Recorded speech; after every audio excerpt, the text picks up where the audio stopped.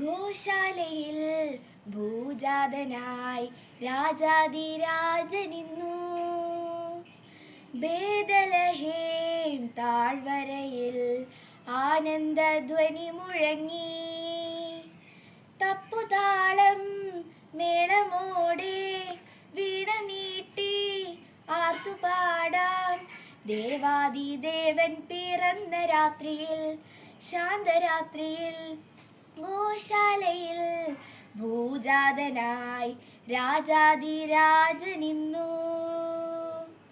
പുലരിമഞ്ഞുപോലെ പവിഴകാന്തിയോടെ അഴകുചാർത്തി വന്നുദിച്ച ദിവ്യതാരമേ, ലോകപാപമെല്ലാം തോളിലേറ്റിടാനായി എളിമയോടെ ജാതനായ മഹിത സ്നേഹമേ, പൊൻപൈതലേ നിന്നെ വാഴ്ത്തിടുന്നിതാ ഞങ്ങൾ.